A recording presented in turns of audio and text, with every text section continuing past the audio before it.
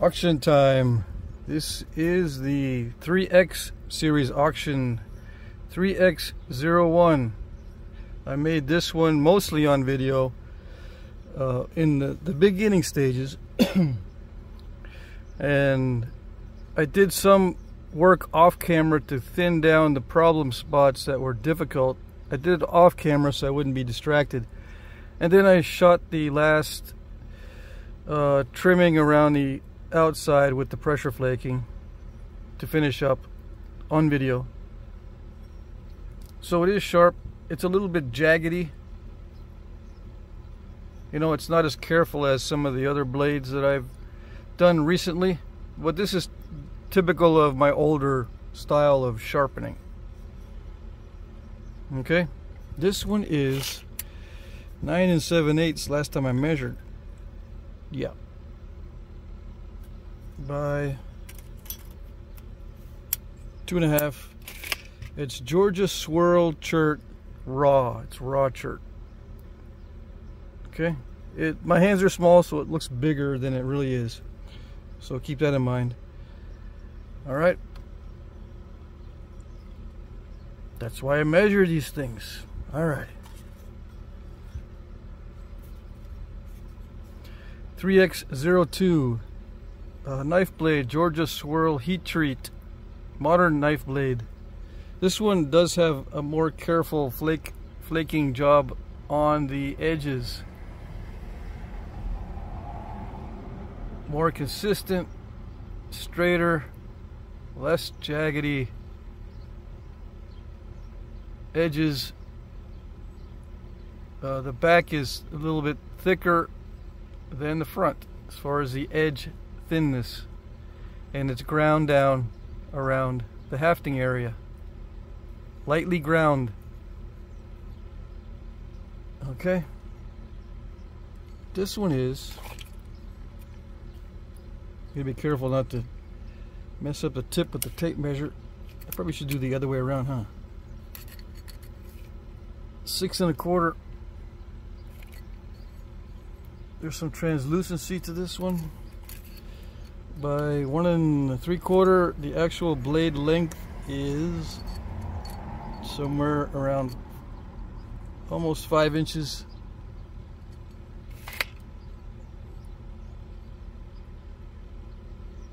Yeah, heat treated to 375 for 4 hours. And I do sign these, just in case you're wondering. I sign all the finished points. Okay.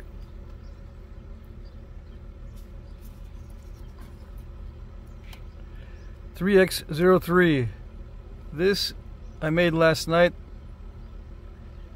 Late last night I just picked up a little chunk of Georgia Swirl heat treat and made a big perdice looking point.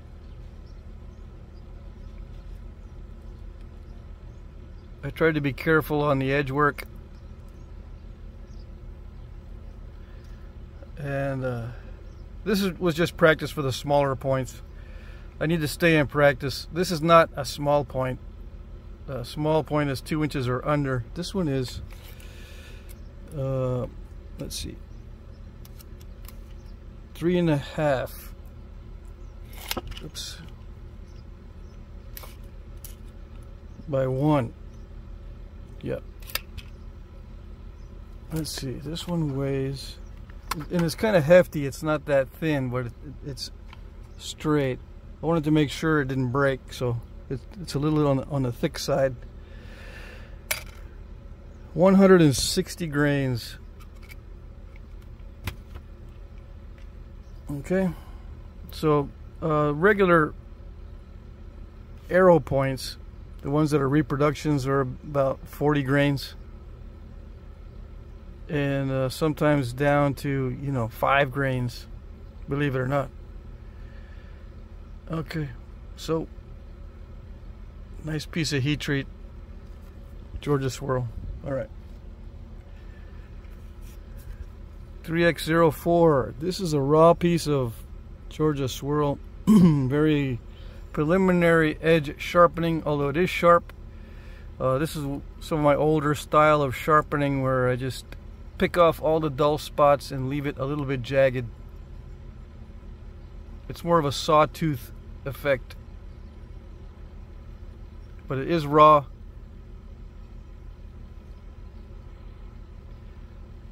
And I didn't have any trouble with this particular piece, I don't think, as far as consistency goes. There's a little step right here. There's some defects in it.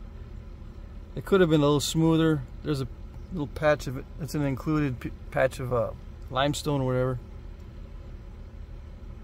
Anyway, let's see. 6 1/8 by 2 1/4. Okay.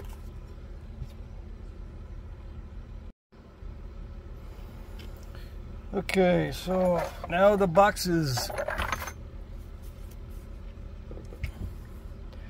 3x05. This is a box of brooks and bifaces. I've got some lower grade bifaces of Burlington in this one. These are all the rest of my lower grade Burlington heat treat bifaces. It's low quality, but it naps easy, but it has inclusions and it's very steppy. It's got nice smooth areas and then it's got rough areas as far as consistency of the stone. This one's got a lot of little pockets and pores in it. It's kind of a challenge to nap these, but the colors are good and kind of interesting. Anyway, these are my brooks from the week. This one here, I think this is a heat treat. This is all Texas. This is all Georgia swirl stuff. This is a heat treat also. It had a big defect in it. Yeah, that crack right there. Let's see, I made some smaller I attempted some smaller points, but they had defects. This is heat treat as well. This one, I just was trying to thin it down too much. No defects, although there is a little inclusion right there. The break was not due to a defect. It was due to me hitting it way too hard to try to thin it down. And this one here is a raw piece. Let me think here. I think this is raw Georgia swirl, and I didn't hit this with the flaker to break it. I hit it with the mallet by mistake. I was trying to do some pressure assisted percussion and I slipped off and smacked the tip of this, I think, and snapped it off with the mallet as I was hitting really hard. This raw stuff, you need to hit it really hard to send these long flakes across, and with some added pressure on the flaker. But it is risky, as you can see. Alright, and if I can find some more brokes and bifaces, I'll stick them in here to make it extra full. I'm pretty sure I got some more little pieces that I set off to the side. They'll be smaller than this, but I'll put them in so that I can get this completely full. All right.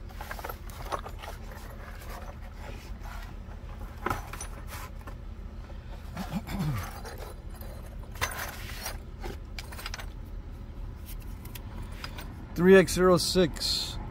This is raw Georgia swirl flakes. Various sizes. They range from this size to this size, but they're all thin enough for heat treating. I recommend 375 to 400 degrees for 4 hours to 6 hours. Okay, if you want to heat treat it. If you just want to work these raw, that's fine, of course. Some of them might have some inclusions. Georgia Swirl is known for being very inconsistent sometimes. Sometimes it's very consistent like this. Although this is probably the butterscotchery type. Yeah, these are probably butterscotch. I threw them in here anyway. All these pieces are raw, like I said, not heat treated yet. You can heat treat, but they should be nappable raw as well. Some of the stuff has nice patterning in it. That's why it's becoming my favorite stuff. Very nice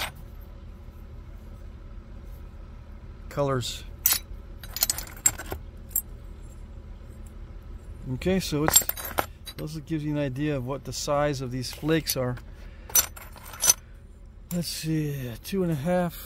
I think the smallest would be 2 inches across. Most of these are 3 inches or thereabouts. This is 2 3/4. 2 3/4. But a lot of these are more than 3 inches of usable stuff. You'll have to take that off the tip. Yeah, and this one you might not be able to use the whole 3 inches on that one, but you get the idea. Between 2 and 3 inches for the flakes, except this one is 5.5 total length. Interesting piece. Okay.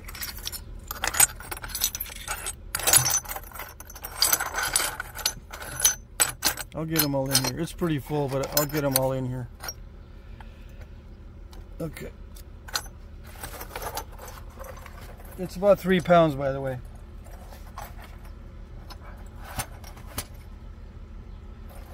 These small flat rate boxes hold about 3 pounds of rock. Between 2 pounds, 11 ounces to 3 pounds of rock, depending on the shapes. 3X07. These are heat treat Georgia Swirl flakes. $3.75 for 4 hours. And this is a test piece to see how well it flaked. Flaked pretty good. Some of these have cortex and they've got issues, so just be aware with the swirl stuff. There's variations in size. Okay, so from this size to this size. That way I can get a lot in here. There's pockets of whatever that should be thick enough to do something with the whole length. It changes color slightly from the raw stuff. It becomes more of a rich, darker color when you heat treat it. Sometimes it looks kind of red, but as you flake it, it loses its reddishness. Okay, so there's a lot of smaller flakes in here. That shouldn't be in here, but I'll clear that out later. Anyway, it don't matter. Yeah, so they range in size. And when I put in various sizes together, it fills up the box more, so you get more weight. It's closer to 3 pounds if I mix the sizes.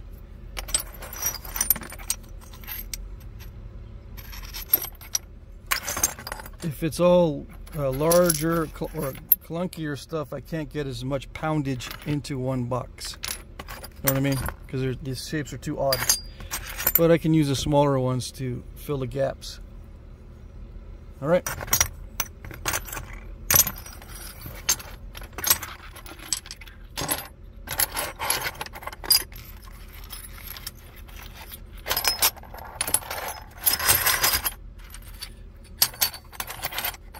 Looks like it doesn't fit, but it'll all fit if I just arrange them better. All right.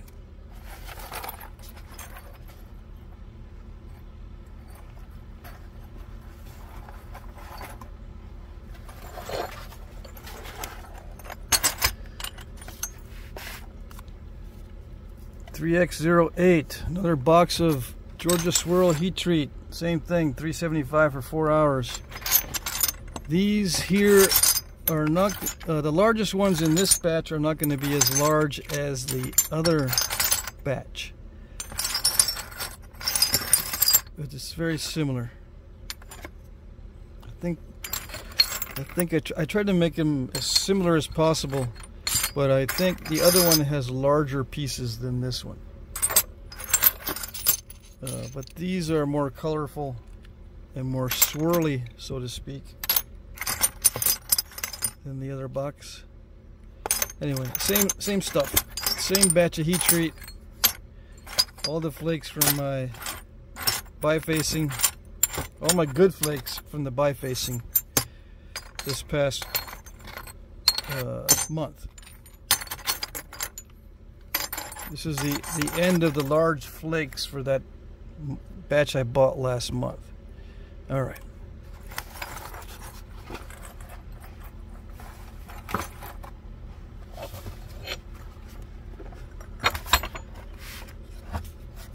$3X09. This is heat treat. Again, $3.75 for 4 hours, but it's bifaces. Large bifaces, except for this one is not a heat treat. This is a raw piece. Swirl. Alright, so let's measure. 7 inches by almost 3, or a little over 3 1/4. Okay, this is a raw piece of swirl, but it's got a lot of the butterscotch looking stuff in it, and it shouldn't have very many issues at all.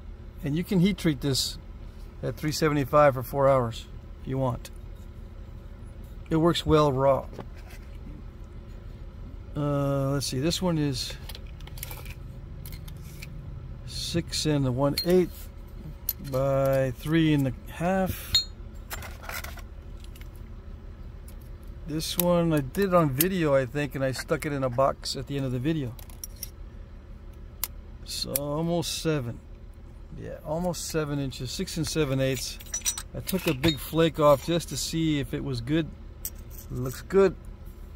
It's got inconsistencies in it, so please be aware that you might not be able to capture the whole width, obviously, unless you want to use it as is for something, I don't know.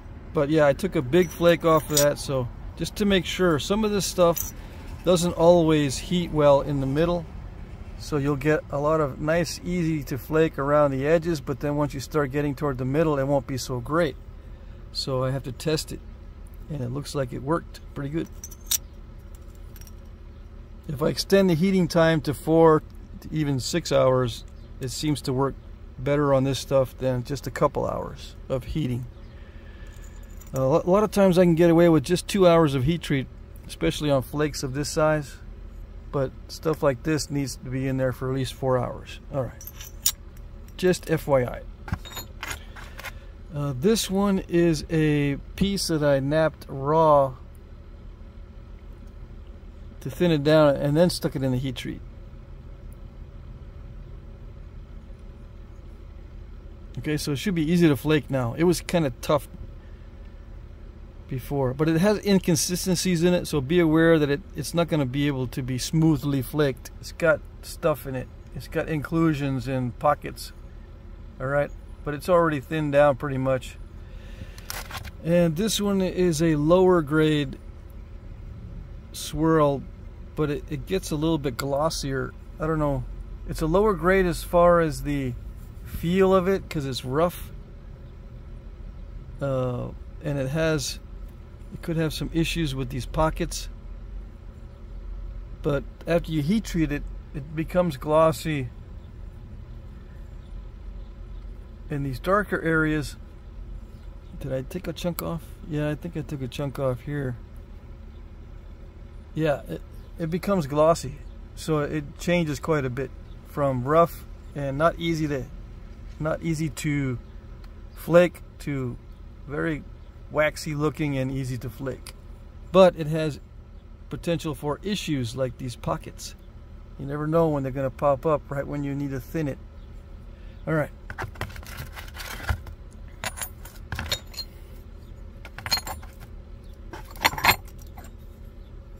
Let's see.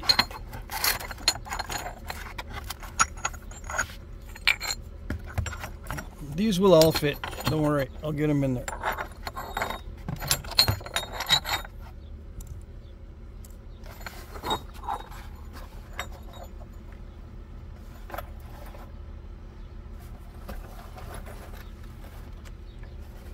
Okay, we got a big box. This is 17 pounds of Texas random, let's see, 3x10, a box of about 17 pounds of random mid-grade Texas heat treat. Okay, so these are from different batches. As you can see, this one I heated to 400, this is 345. And some of this stuff is heat treated to 450 as well, although I didn't write that down. And they're not all marked. These are just like I just mark one flake from each batch. So this batch had 400 degrees, this batch had 345, but I don't know which in here are from which batch. And some of these are heated a little bit hotter, like up to 450. So it's just random pieces. I keep these stashed away for projects in other points that are on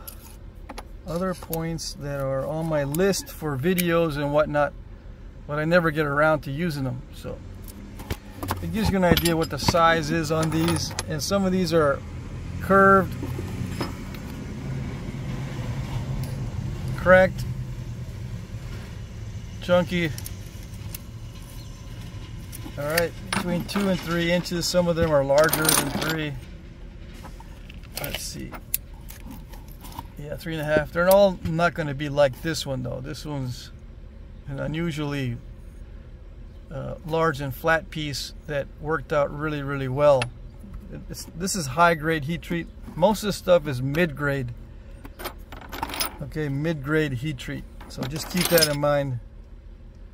Various Central Texas church.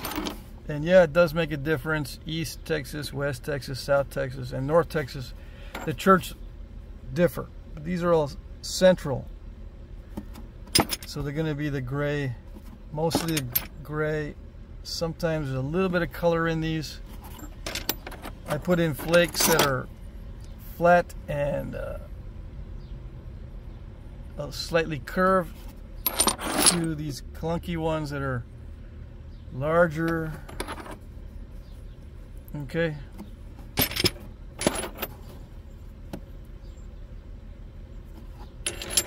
Some of them are quite thick in spots because of the bulb of percussion. But I tested quite a few of these and they are all heat treats. Sometimes I get raw stuff mixed in. But this should be 99% heat treat. And some of it doesn't look like it is heat treat, but when you flake it, you'll be able to tell.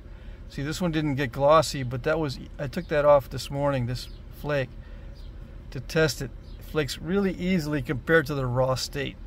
In the raw state, most of this stuff can't be napped easily at all, especially with the concrete in it, like this here. So it's just all mid-grade. It starts as low-grade in many cases.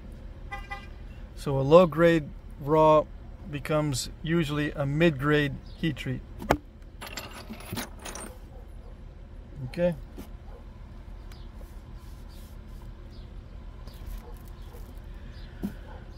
All right, so that's it. I'm not gonna take them all out. There's at least 17 pounds in it. I fill these boxes up. I'm going to start offering these larger boxes that fit into a medium flat rate. See, this cardboard box will fit inside a medium flat rate box with just a little bit of space around the outside that I reinforce with more cardboard. So when I pack these up, they fit inside a medium flat rate box, and then I put cardboard between this and the medium flat rate box because there's a little bit of a gap. Okay, Let's see, did I put the number in there? I lost the number inside the box. All right.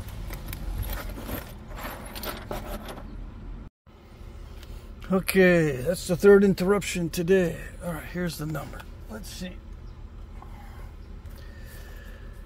Rules. Bid in the comments section under one of my pre-populated comments. That means I'll be writing in some comments to specify the item number and the time where it appears in the video, right? I will be replying to one or more, or you will be replying to one or more of my comments when you are bidding. Okay, my pre-populated comments will contain the item number, a timestamp where the item appears in the video, and a short description. I will like your comment if I see it. It's very important. That's how you know I saw your comment or your bid. Sometimes comments are not always visible. It may take a while for me to like your comment, but as the time approaches the end of the auction, I will check more frequently. Try not to bid at the last minute. I'm using YouTube's time tracker, and it's not always accurate, so please be aware of that. That's very important too. It can be up to 2 minutes off, which means that even though we both know that you're on time, YouTube might not reflect that.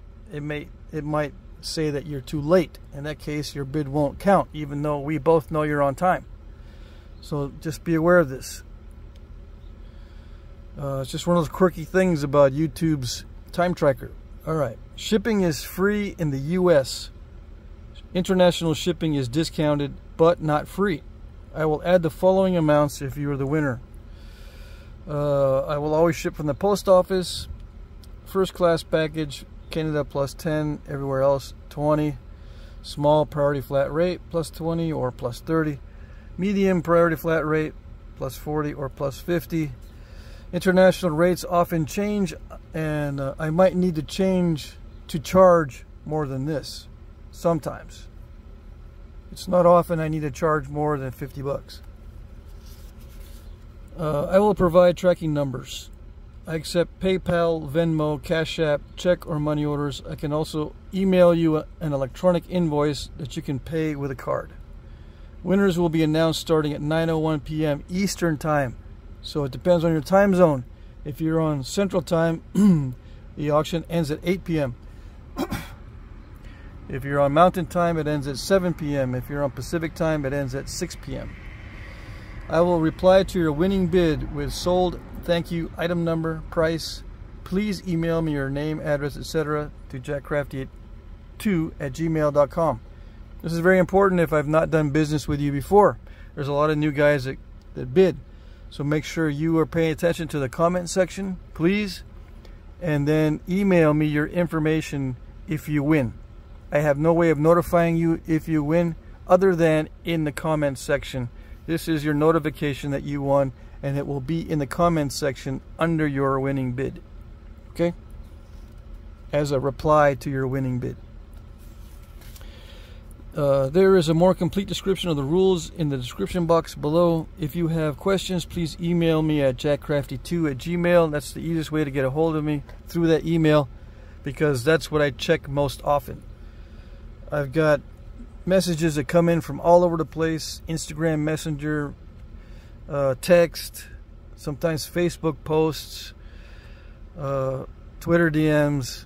I mean, all over the place. I try to make sure everything comes in through the email, because I'll miss a lot of stuff if I don't do it this way. Okay?